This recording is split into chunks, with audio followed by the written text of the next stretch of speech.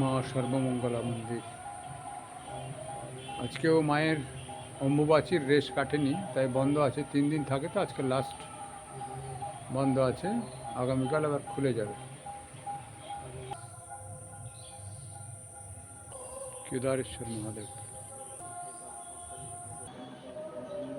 তবু কথামৃতম তপ্ত জীবনম কবিভিড়িতম কলমশাপহম শ্রবণমঙ্গলম শ্রীমদাততম ভুবি গৃণন্তি যে ভুরিদা জনা।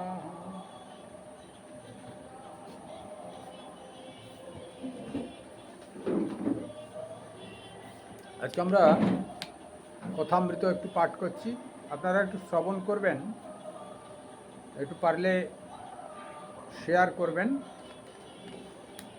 তাতে ভালো আর কি। কল্যাণ, আজকে অম্বুবাচীর তৃতীয় দিন, ফলে মন্দির বন্ধ আছে, স্ক্রিন টানা আছে, গ্রিল দেওয়া আছে। পুজো হয় কিন্তু বাইরের জন্য পর্দা দেওয়া থাকে। আগামীকাল আবার খুলে যাবে। অম্বুবাচী সম্পর্কে এর আগের একটি বলা হয়েছিল। আজকে আমরা কথামৃত একটু পাঠ করছি। মুক্তি তাহার সাধন এর পরের ক্লাসে হবে। এরকম করে একদিন ক্লাসে মুক্তি তাহার সাধন শ্রীরামকৃষ্ণ যেটি পাঠ করাতেন সন্তানদের, আর একদিন কথামৃত। এইভাবে চলুক আপাতত। আবার নূতন নূতন প্রোগ্রাম এলে তার সঙ্গে সংযুক্ত হবে। সংসারেও ঈশ্বর লাভ হয়, সকলেরই মুক্তি হবে। প্রতিবেশী জিজ্ঞাসা করছেন, মহাশয়, সংসারে থেকে কি ভগবানকে পাওয়া যায়? এটি প্রশ্ন করলেন। শ্রীরামকৃষ্ণদেব বলছেন কি, হ্যাঁ, অবশ্যই পাওয়া যায়। তবে যা বললুম, সাধুসঙ্গ আর সর্বদা প্রার্থনা করতে হয়, তার কাছে কাঁদতে হয়। মনের ময়লাগুলো ধুয়ে গেলে তার দর্শন হয়। মনটি যেন মাটি, মাটি মাখানো লোহার ছুঁচ। ঈশ্বর চুম্বক পাথর, মাটি না গেলে চুম্বক পাথরের সঙ্গে যোগ হয় না। কানতে কানতে ছুঁচের মাটি ধুয়ে যায়। ছুঁচের মাটি অর্থাৎ কাম, ক্রোধ, লোভ, পাপ বুদ্ধি, বিষয় বুদ্ধি। মাটি ধুয়ে গেলে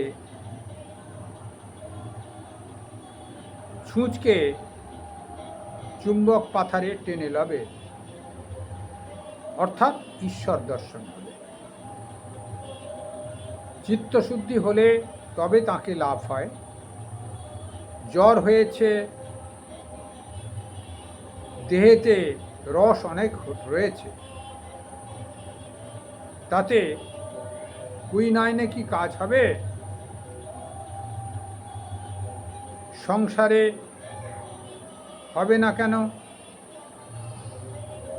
ওই সাধুসঙ্গ, কেঁদে কেঁদে প্রার্থনা, মাঝে মাঝে নির্জনে বাস। একটু বেড়া না দিলে ফুটপাতের চারাগুলো ছাগল গরুতে খেয়ে ফেলে। প্রতিবেশী, যারা সংসারে আছে তাদের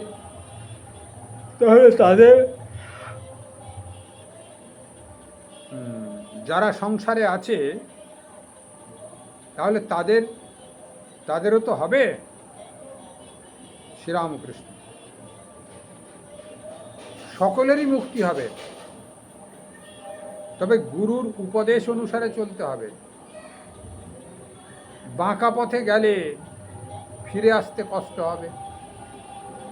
মুক্তি অনেক দেরিতে হয়, হয়তো এ জন্মে হলো না, আবার হয়তো অনেক জন্মের পরে হলো। জনকাদি সংসারেও কর্ম করেছিলেন, ঈশ্বরকে মাথায় রেখে কাজ করতে হবে। নিত্য কি, যেমন মাথায়, এটা নর্তকী হবে, যেমন মাথায় বাসন করে নাচে, যিনি, এটা নর্তকী হবে, যে না নাচ করে যিনি, এটা নৃত্য কি দিতে আছে, যাই হোক, মাথায় বাসন করে নাচে। আর পশ্চিমের মেয়েদের দেখো নাই, মাথায় জলের ঘোড়া, হাসতে হাসতে কথা কইতে কইতে চলে যাচ্ছে প্রতিবেশী। গুরুর উপদেশ বললেন, গুরু কেমন করে পাবো, গুরুর উপদেশ বললেন, কিন্তু গুরু পাবো কেমন করে? শ্রীরামকৃষ্ণ বলছেন, যে সে লোক গুরু হতে পারে না, বাহাদুরি কাঠ নিজেও ভেসে চলে যায়, অনেক জীবজন্তুকেও চড়িয়ে নিয়ে যেতে পারে। হাতে কাঠের উপর চড়লে কাঠও ডুবে যায়, যে চড়ে সেও ডুবে যায়। তাই ঈশ্বর যুগে যুগে লোকশিক্ষার জন্যে নিজে গুরুরূপে অবতীর্ণ হন। সচিদানন্দই গুরু।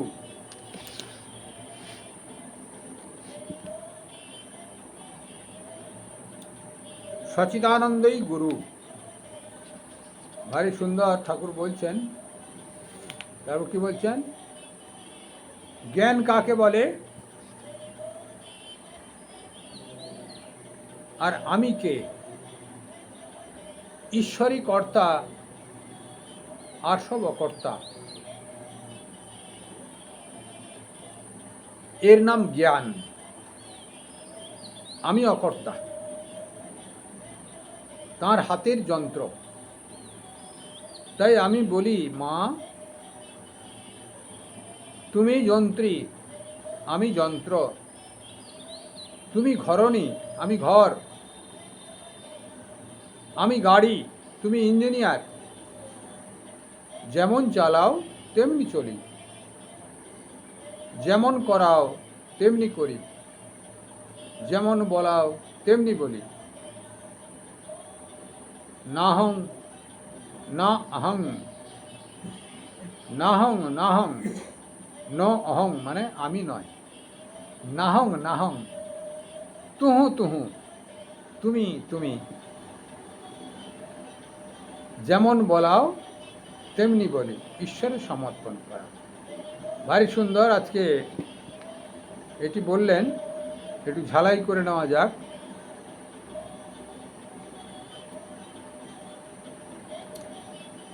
বললেন ভারী সুন্দর। প্রতিবেশী জিজ্ঞাসা করছেন, সংসারে থেকে কি ভগবানকে পাওয়া যায়? ঠাকুর উত্তর দিচ্ছেন, অবশ্যই পাওয়া যায়। সাধু সঙ্গ করতে হবে, সাধু সঙ্গ সর্বদা করতে হবে, আর ঈশ্বরের কাছে প্রার্থনা করতে হবে, তার কাছে কাঁদতে হবে। মনের ময়লাগুলো ধুয়ে যাবে, তখন তার দর্শন হবে। তারপরে কি বলছেন? মনটি যেন মাটি মাখানো লোহার ছুঁচ। একটা লোহার ছুঁচে মাটি মাখানো আছে, সে কাদাগুলো যদি না ধোয়া যায়, মাটিগুলো যদি না ধোয়া যায়, চুম্বক তাতে টানতে পারবে না। তো সেই জন্যে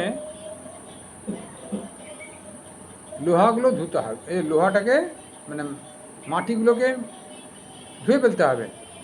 ছুঁচের উপরে যে মাটিটা লাগানো আছে তাকে ধুয়ে ফেলতে হবে। মনরূপ, মনের উপরে যেমন মাটি লাগানো, হ্যাঁ, লোহার ছুঁচ, ওটাকে ধুয়ে ফেলতে হবে। ঈশ্বর চুম্বক পাথর, সেই ছুঁচের উপর থেকে মাটি যদি না যায়, চুম্বক পাথর তাকে আকর্ষণ করবে কি করে?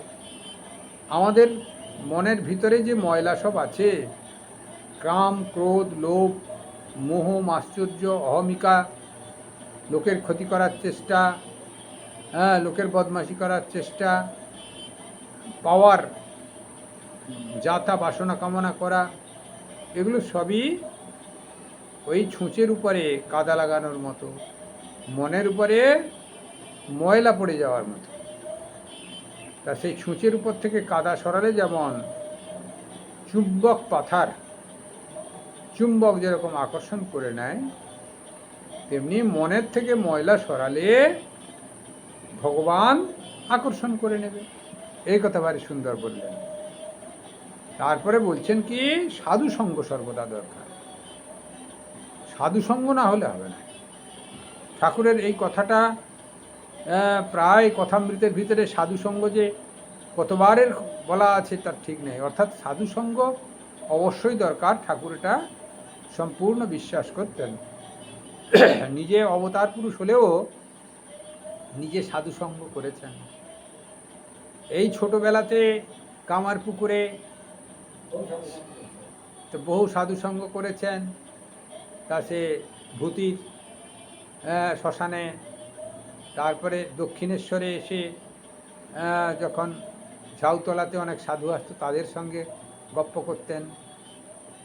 তারপরে বেনারস তীর্থ ভ্রমণে গিয়ে সেখানে সাধু সঙ্গ করেছেন। নিজে অবতার পুরুষ কিন্তু লোকশিক্ষার জন্যে সাধু সঙ্গ করেছেন। ভগবান শ্রীকৃষ্ণ অবতার পুরুষ, অথচ তিনি সেই সুদামা ব্রাহ্মণ শরীর ছিল, সত্যনিষ্ঠ সুদামা, তার পদসেবা করেছেন। সাধুদের সেবা করতেন, সাধুদের কথা শুনতেন, সাধুদের আজ্ঞা পালন করতেন, সম্মান করতেন।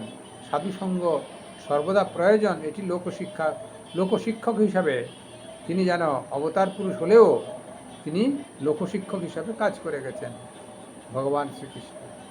চৈতন্য মহাপ্রভু গাধার পিঠে গেরুয়া পরিয়ে দিয়ে প্রণাম করেছেন, অর্থাৎ সাধুসঙ্গ করার কথা তিনি প্র্যাকটিক্যাল বলেছেন যে গেরুয়াকে সবসময় সম্মান করবে।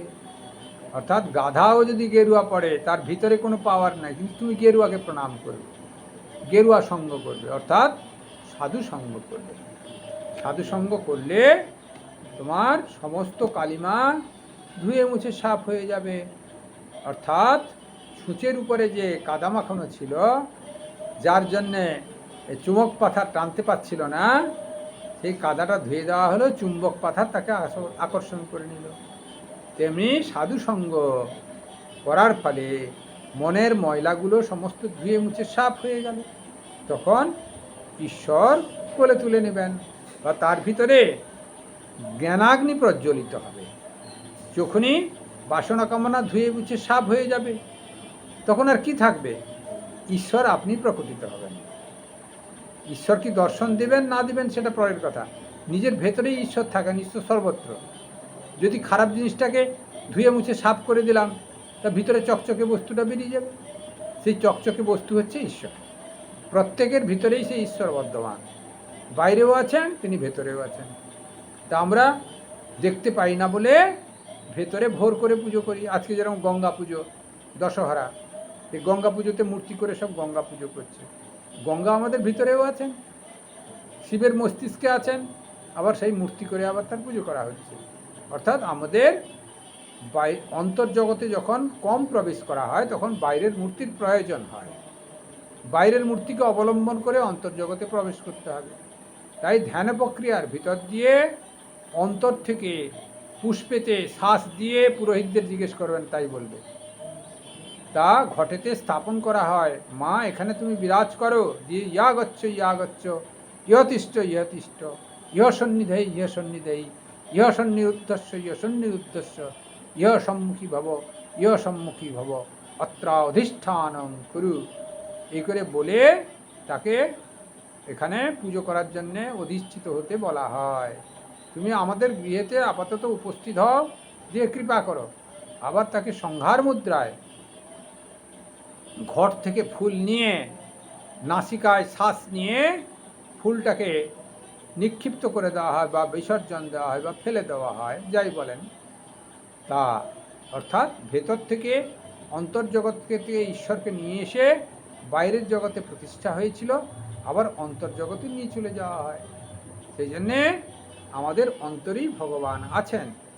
বাইরের আবরণগুলো যদি আমরা শুদ্ধ করে ফেলি, তাহলে তিনি আপনি প্রকাশিত হবেন। তিনি উজ্জ্বলময়, সদা উজ্জ্বল। শুধু আমাদের কালিমার জন্যে যে যেমন কালিমা যুক্ত রেখেছে তার সেরকম মন গঠন হয়ে গেছে। আমাদের ভিতরে একটু কম কালিমা আছে, মনটা একটু শুদ্ধ আছে। যার একটু বেশি কালিমা আছে তার একটু বেশি বিষয়ী হয়ে গেছে, আর একটু বেশি আছে আর একটু বিষয়ী হয়ে গেছে। কার একটু কামুক ভাগ বেশি, সে মেয়ের পেছনে দৌড়াচ্ছে। কার একটু পয়সার প্রতি লোভ, সে পয়সার পেছনে দৌড়াচ্ছে। কার কোনোটাই লোভ নাই, তখন স্বচ্ছ হয়ে যাচ্ছে, ঈশ্বরের প্রতি সে ধাবিত হচ্ছে, তখন ঈশ্বর দেখা দিচ্ছে। এই তো তফাৎ, অন্য কিছুই নাই, সোজা পথ। বিষয় বাসনা ত্যাগ করলেই তিনি ভিতরে আছেন, প্রস্ফুটিত হবেন, এই সোজা। এইটি ঠাকুর বললেন। ঠাকুরের কথামৃত পড়লে শাস্ত্রের সিদ্ধান্তগুলো আপনা আপনি আপনার কাছে প্রকটিত হয়ে যাবে। জানলা যেন বন্ধ ছিল, খুলে যাবে। কপাট বন্ধ ছিল, খুলে যাবে ফট করে। তা আপনারা কথামৃত অবশ্যই পড়বেন। তারপর কি বললেন? কেঁদে কেঁদে প্রার্থনা করতে হয়, মাঝে মাঝে নির্জনে বসবাস করতে হবে।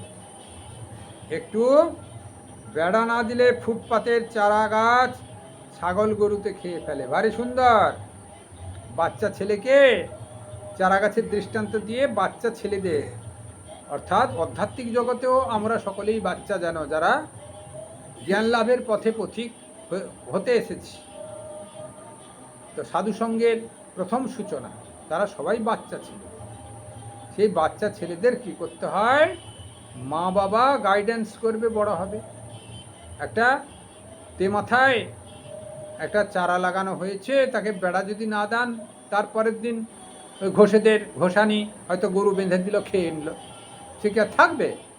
গরুতে ছাগলে গরুতে, সে ওদের ঘরে ছাগলও আছে, গরুও আছে, যেখানে বাঁধবে সেখানেই খাবে, অর্থাৎ খেয়ে ফেলবে, চলে যাবে। সেই জন্য ওটাকে বেড়া দিতে হবে। আমাদের বাচ্চা ছেলেদেরও বাবা মা গাইডেন্স, তা ছোটোবেলাতে লক্ষ্য নজর করে তাকে খারাপ ভাব থেকে বিরত করতে হবে, তখন সে ভালোভাবে চলতে পারবে। সেই জন্য একটা ভালো পরিবেশের ছেলে, ভদ্র অভদ্র ফ্যামিলি আমি বলবো না, ভালো পরিবেশের ছেলে, তার শুদ্ধ মনোভাব, খারাপ গালিগালাজ না শেখা, নম্র ভদ্র ব্যবহার ভারী সুন্দর দেখা যায় যারা একটা ভালো পরিবেশে মানুষ হতে থাকে। আবার কেউ গ্রাম যে সব খারাপ তা বলছি না, খারাপ কথা শোনে, খারাপ কথা শুনতে শুনতে নিজেও বচসা করে, ছোট বড় জ্ঞান করে না, যা তা গালিগালাজ দিয়ে যায়, তাতে সমাজ যেরকম দূষণ হয়, তার নিজের প্রতি সম্মান লোকের হারিয়ে যায়, থাকে না। তা সেগুলোর দ্বারা ওই ছোটোবেলায় বেড়া দেওয়া হয়নি বলে এইসব কাণ্ড হয়। ঠাকুর সেই জন্য বলছেন ছোটোবেলায় বেড়া দিতে হবে। ছোটোবেলায় শুদ্ধ পরিবেশ, শুদ্ধ ভাবনা, শাস্ত্র মোটিভেশন, শাস্ত্রীয় মোটিভেশন, এগুলি যদি শুদ্ধতা থাকে তাহলে কল্যাণপদ হবে। আমাদের স্কুলগুলোতেও এখন সেই বাবার হইল আবার জ্বর সারিল ঔষধে, এইটা আর ছেড়ে যাচ্ছে না। মুসলমানদের ট্র্যাডিশান লেগে আছে, এগুলো সব চেঞ্জ করে আধ্যাত্মিক ট্র্যাডিশান সংযুক্ত করতে হবে, তাহলে দেখা যাবে মানুষ ভালো হয়ে যাবে ধীরে ধীরে করে। মারপিট দাঙ্গার ট্র্যাডিশান, এর কটা ছেলে ছিল, সে বাবাকে মেরে সিংহাসনে ও বসেছে, ও তার কাকুকে মেরে সিংহাসনে বসেছে, এইগুলোই ইতিহাসে পড়ানো হয়। এর বেশি কিছু আর পাওয়া যায় না ইতিহাসের ভিতরে। এইগুলোকে পরিবর্তন করে যদি আধ্যাত্মিকতা একটু ঢুকানো যায়, মহাপুরুষদের বাণী ঢুকানো যায়, মহাপুরুষদের জীবনে ঢুকানো যায়, তাহলে অমনি ভালো হয়ে যাবে ধীরে ধীরে করে। সেই জন্যে আমাদের ঠাকুর শ্রীরামকৃষ্ণ তাই কথা বলছেন, ছোটোবেলাতে চারা গাছ, তাকে বেড়া দিয়ে মহিরু আকার ধারণ করাতে হয়। এই বাচ্চাদের বেড়া দিয়ে আধ্যাত্মিক জগতেও যারা দীক্ষা নিয়েছে প্রথম, তারা ছোট্ট, তারা সাধুসঙ্গ করবে, সদ আচরণ করবে, সাধন ভজন করবে, নির্জনে বসবাস করবে, আর শাস্ত্র অধ্যয়ন করবে, গুরু নির্দিষ্ট পথে চলবে, সদ্গুরু নির্দিষ্ট পথে। তাহলে তার কল্যাণ সাধন হবে, এটি বলছেন। তাহলে সকলেই মুক্ত হবে। এই জন্য গৃহস্থ লোকও মুক্ত হবে। ঠাকুর নির্ভয়ে বলে গেছেন, কোনো ভয়ের কারণ নাই, গৃহস্থ লোকও মুক্ত হবেন, একমাত্র ঠাকুরই বলেছেন। আপনি বৈষ্ণবদের এতে শুনতে পাবেন না, কারুর শুনতে পাবেন না, সবাই বলবে পাপি তাপি পাপি তাপি পাপি তাপি পাপি তাপি, যন্ত্রণায় মরো, পাপি তাপি হয়ে জন্ম নিয়েছ। শ্রীরামকৃষ্ণদেব তা বলছেন না। শ্রীরামকৃষ্ণদেব বলছেন positive, no negative, all positive. পূর্ব দিকে এগিয়ে যাও, পশ্চিম দিকে আপনি পেছনে পড়ে যাবে। ভগবানের শরণাপন্ন হও, ভগবানের দিকে এগিয়ে যাও, ভগবান কুলে তুলে নেবেন। ভারী সুন্দর। শ্রীরামকৃষ্ণদেবের কথামৃত পাঠ করবেন, সমস্ত শাস্ত্রের বেদান্তের জিস্ট করে দিয়ে গেছেন। তারপর কি বললেন?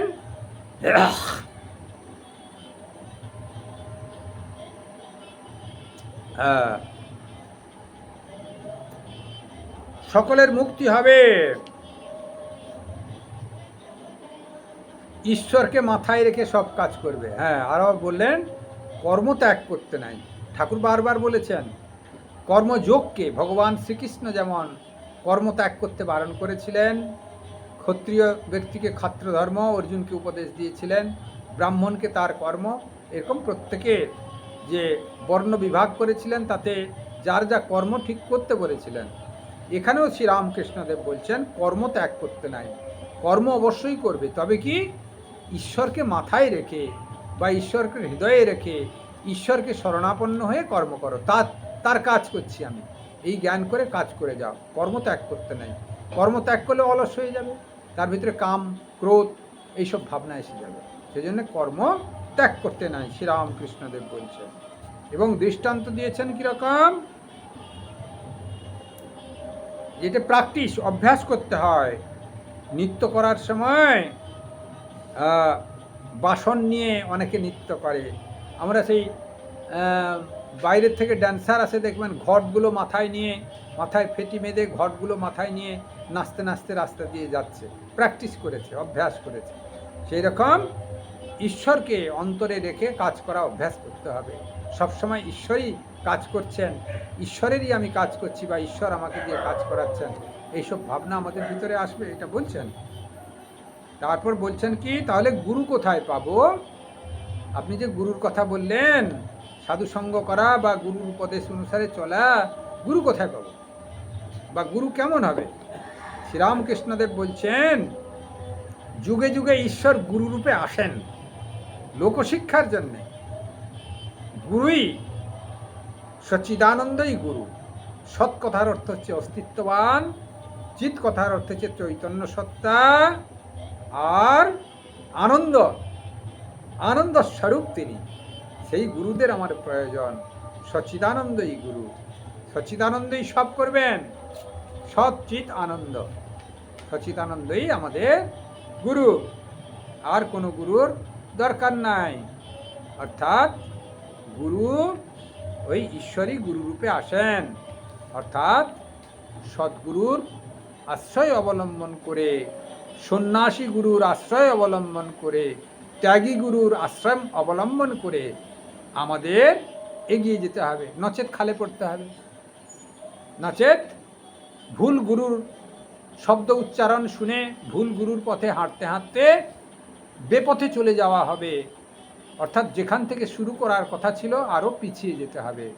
তাই এসব কুলগুরু, গৃহস্থ গুরুর সঙ্গ ত্যাগ করে সন্ন্যাসী বা ত্যাগী গুরুর কাছ থেকে মন্ত্র দীক্ষা নিয়ে শাস্ত্র অধ্যয়ন, কথামৃত শাস্ত্র অধ্যয়ন করবেন, আর অনুরূপভাবে আচরণ করবেন, সদ আচরণ করে এগিয়ে যাবেন। মন আনন্দে থাকবে, সংসার আলুনি লাগবে, এবং ঈশ্বরের উপলব্ধি, কৃপা আপনারা অনুভব করতে পারবেন। এটি শ্রীরামকৃষ্ণদেব বলছেন। ওম নিরঞ্জনমনিত্যমনন্ত রূপম ভক্তানুকম্পাদিত বিগ্রহম বহি ঈশাবতারং পরমেশমিড্ডম তম রামকৃষ্ণম শিরসা নমামি। সর্বে ভবন্তু সুখিনঃ, সর্বে সন্তু নিরাময়া, সর্বে ভদ্রাণি পশ্যন্তু, মা কশ্চিৎ দুঃখমাং ভবেৎ। জয় ঠাকুর, জয় মা, জয় স্বামীজি। সকলের মঙ্গল করো। কল্যাণ সাধন করো। জয় গুরু।